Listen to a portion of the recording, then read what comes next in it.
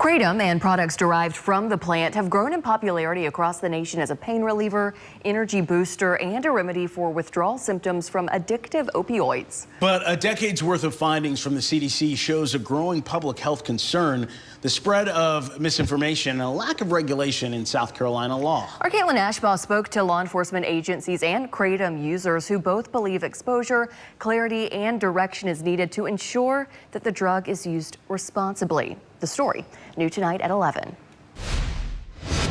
So this is technically a 13-year-old plant.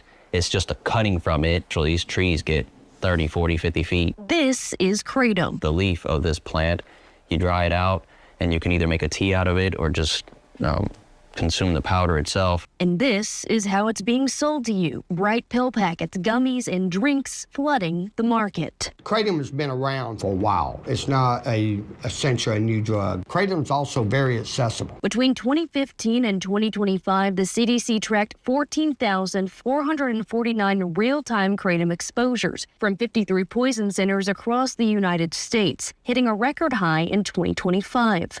Multiple substance reports occurred at higher rates than single-use cases, resulting in more hospitalizations, serious life-threatening outcomes, and Kratom-associated deaths. In 2025, the agency reported an increase in both single and multiple substance exposures linked to products containing 7-OH, a semi-synthetic opioid derived from Kratom plants. It's basically going through all the examples of Kratom, what the use is, what it's controlled with. Across Anderson, Greenville, and Spartanburg counties, there have been 3 reported deaths this year, 2 attributed to mixing Kratom with other drugs. That's essentially a very low number, but it's still, in our world, it's a preventable death. After this alert warning of multiple deaths attributed directly to Kratom and its contents, we received responses from anonymous sources sharing these perspectives. For 13 years, Hector Montez has used Kratom as an energy boost and to ease anxiety. His wife to manage chronic back pain and avoid the opiates she was prescribed. There are people out there that have no choice. That's all they know is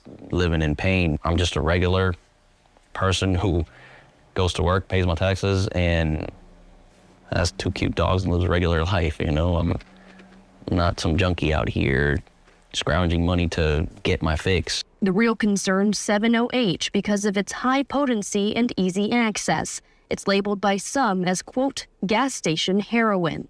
7-OH is that one product that, like, I don't think it should be out there. Somebody just extracted the worst part of the plant and is now marketing it to people who are unaware of the consequences. Yes, it needs more control. They're not out doing anything that's not legal. We do need to control people who are abusing it.